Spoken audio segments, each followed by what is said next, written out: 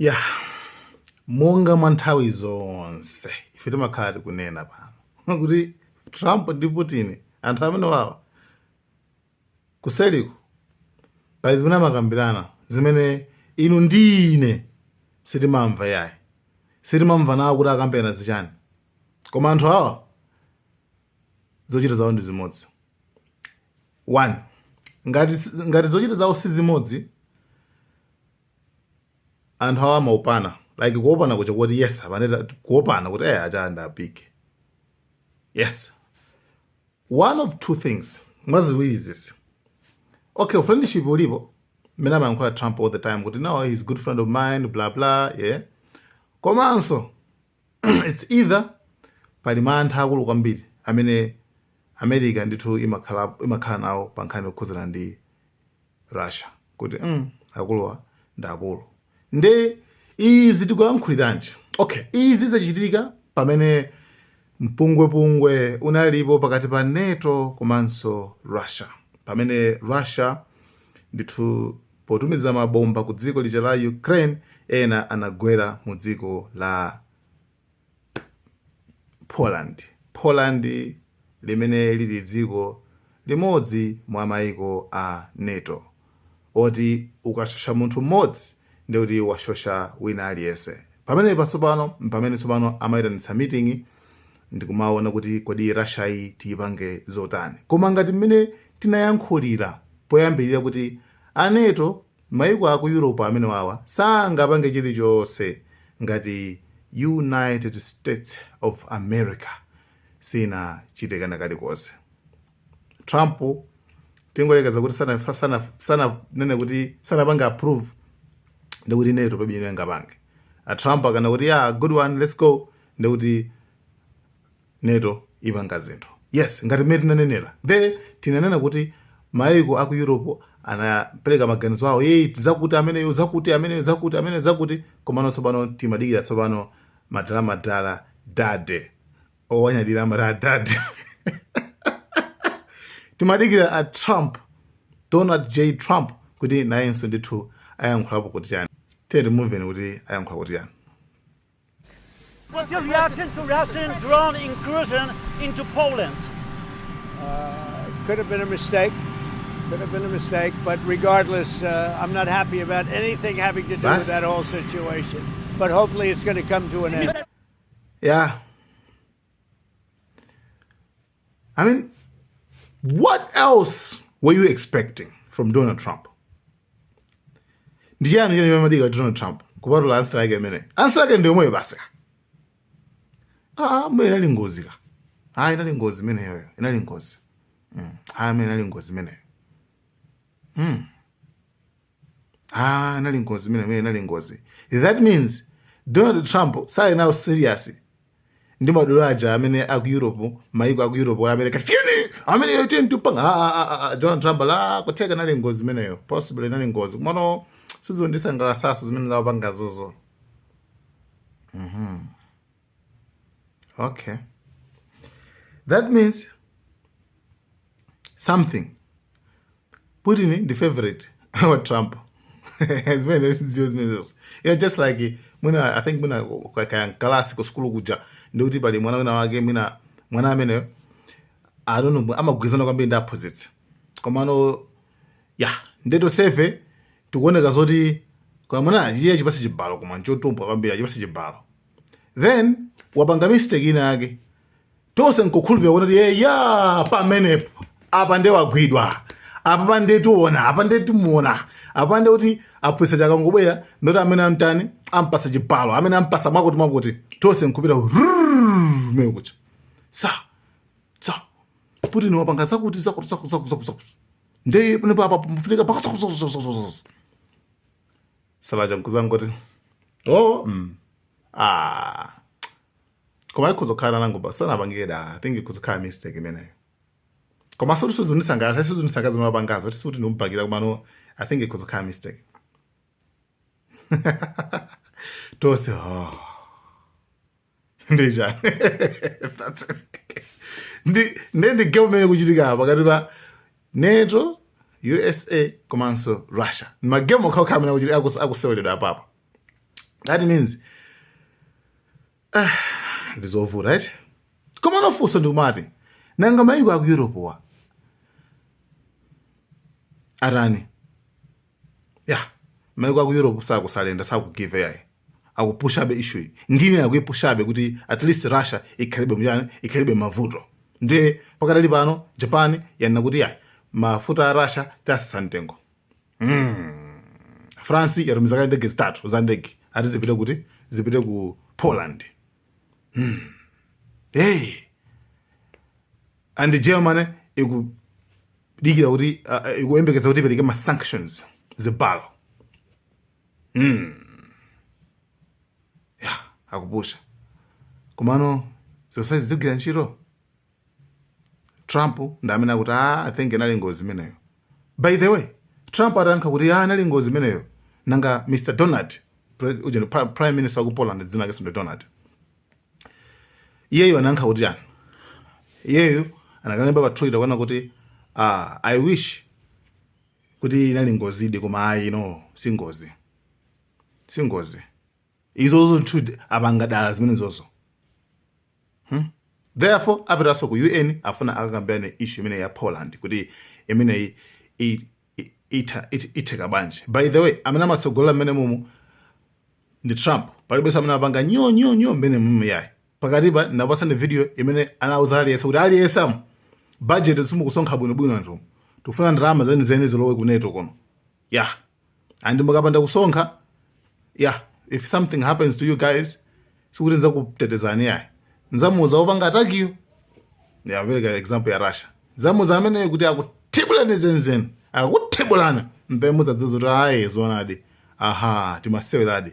Ndiye anthu aya anapanga increase kumakweza ndalama zija zoti kunero kuja kukhale thuko khwitima kukhale zida kukhale ndrama kukhale zichanchana. That's it. So komabe still Trump ndamene amalamulira kuti zileze palibe nanga pange nyo menemo palibe samene apanga nyo menemo nde baba batikhuza kuti naye so NATO itaugawikana chifukwa cha Putin. Ndifana NATO izidikira zoti at least Trump achite chino ampange force Trump sapanga kacho chose then afterwards kenako pavuta siti kuzozo pano pasipona zinthu zifona zikhano bwanji pamene ife mklasi mwathu tufuna aphunzitsi athu apereke chibalo kwa munthu amene tikumuona zoti munthu iwala kutsade koma student amene ndi favorite ndi nzawo wa aphunzitsiwo tigawikana to pamenepo. It's either tiyambana sonda aphunzitsi inu takutulukani takutulukani pachitika chipwirikire. Okay, by the way kumbali naye dziko la Belarus limene friend kwambiri ally neighbor wa Russia pena dziko limene amankhaso chiyankho cha Russiaso kumene kundithu akhala akupanga ma trainings awo mphepete malire mweni mwa Poland. Arapanga ma training maliremo mu Polandimo. Pamene anthu anaganiza zoti kumaona apoti muganiza bwanji kuti funa somulande bwanji mukudoja bwanji. That's it. So mmene ankhola muja kuti chilungamo kamaka kapena kuti tena kuti dziko silimayendera malamulo. Dziko silimayendera malamulo. Futi constitution malamulo amene anayikidwa aja akumayendetsedwa ndi mphamvu za wanthu osati kuti malamulo enieni. And the moment iweyo ukangosemphana ndi amene akuyendetsayo amene pamwambayo ndi kuti iweyo ndi amene umapangidwa like umablemedwa. That's it. Koma wakhala mugwizana bwinobwino adza bwinobwino. Okay, for example ndipasa an example yabwino kwambiri. Mu comment section zula I think inazana comment inake ikhuzana wino wakamana kuti akulu history simukisata bwino issue ya Saudi ndi pali agreement ya petrodollar. Anyway, then ufane ndipange example ndikhanga tindukuli yankhafu solo kumaso mukhanga liso mulilongo solaso munkhani naso. Yes, pakati pa America ndi Saudi pali mgwirizano wa petrodollar. Petrodollar inamba 1971 exactly. Amango chwa kuti 1970 kumano 1971 pene namba nkhani ya petrodollar. It means when zote ku Saudi kujako mafuta awo ajawo mafuta awo ochaja mtengo samakhala ma Saudis amakhala ma Americans anawuza kuti mafuta awo choyambirira muzigulisa $, mafuta ku Saudi sakuyenera kugulisidwa mu ndalama yawo koma akuyenera kugulisidwa $. Chifukwa chani anawuza kuti chifoti tipanga agreement kuti ife tizikutetezana timakamba zija ife tizikutetezane kuti anthu asapangana ataki ndi ma examples ake amatchula Russia mutchula Iran, Iraq chani ma examples amene amauza kuti amene atha kupangana ataki ndi ifeyo protection fee. Madule, thank you so much. Madule ambiri anayikila umboni kuti some of them they are paying. Some of the people ku Cape Town, ku South Africa akulipira into protection fee malipira kwa gangsters. Fuka kumakhala ngobondeleza chabe kwabondeleza anthu basi. Amangobwira iwe tizikupanga zako tizikuteteze wewe tipasa ndrama. Kuteteza from who? Kwa nali esamana ngopanga ataki. And you only be choice. Basi kwena za uziperekabe. So anawuza kuti ino tikuzotetezane komano chimene tikufuna ife mafuta ano muzigulisa mjani. Muzigulisa $. Ndi Saudi imagulisa $. Nangai pankabwa. Kwinaku akuona zoti ife tili under protected under G4S. Manyumba muja maona amakoma zinthu amakoma majeni. Manyumba amabwana. Kuti ukukuti is this what change kuli protected ndi mwakuti wakuti. Yes. Zimene zijazo security guard manager. Ndi ku Saudi so zinekedwa zimene zicha. I mean, protected by USA, Saudi Arabia. Munthu asabanga ataki yayi. Komano foso ndikumati. Sumuganiza kuti apapa America mafuta aku Saudi imangotenga ulere. Don't you think so? Fine yo ndiganiza ngati amangotenga ulere. Chifukwa America yo sinafuna zoti izisakasaka ndalama za ku Saudi. Chifukwa kuti isakasaka ndalama za ku Saudi, it means America ikuyenera kugulisa china chakeso, ikuyenera kugula ndalama za ku Saudi izo.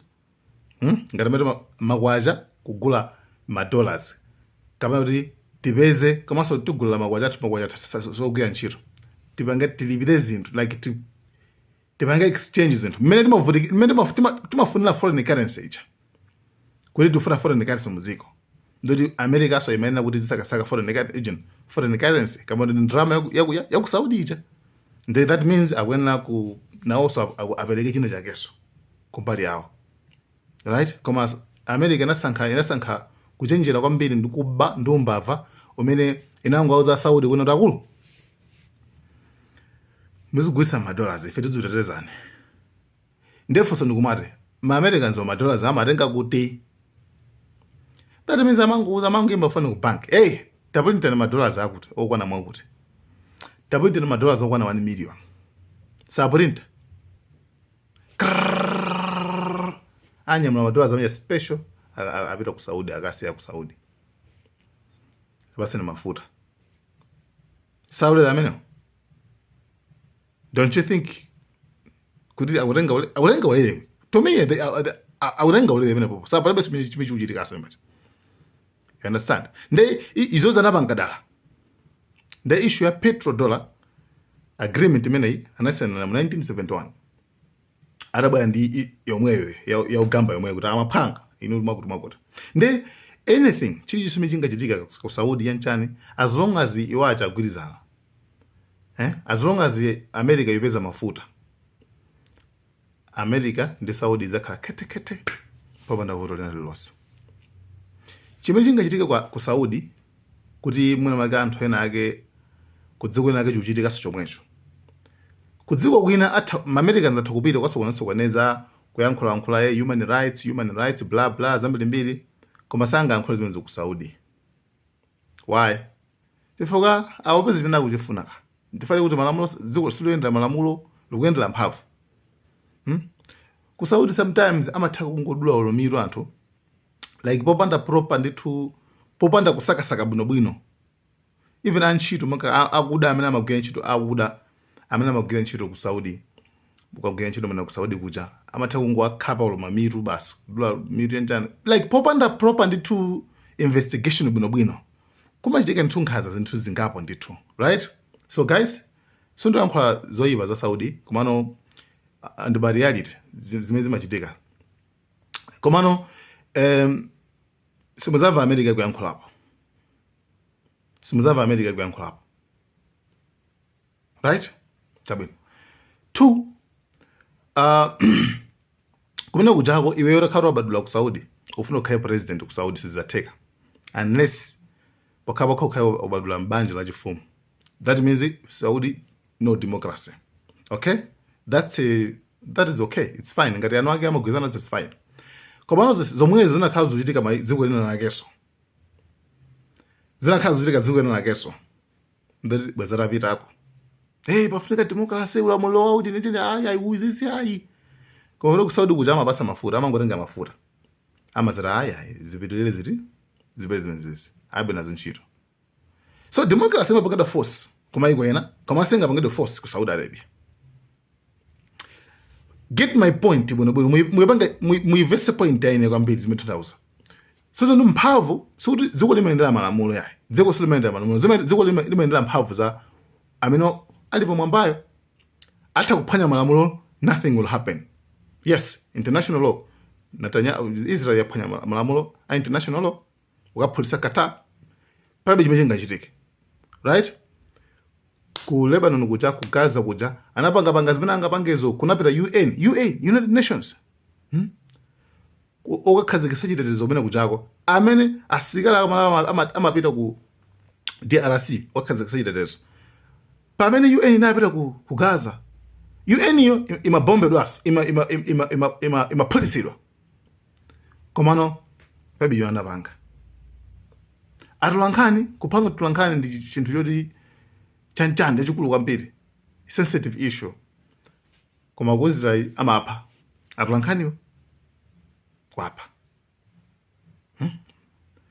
Al Jazeera ithamangisa amene osazabweranso muno ili mu Jordan ndi sikuti tikuyendera malamulo yayi koma tikuyendera ali ndi mphamvu ndani basi. Guys, ziliko tawona ziliko ne iyo ni ma issues amene timafati tulongosolane pang'ono pakhani kukhuzana ndi Russia, America, NATO, Poland, Belarus tinakamaliza ndi ku Saudi koma I hope kuti issue ya Saudi manifesta bwino. Guys, thank you so much. Malawi and cameras.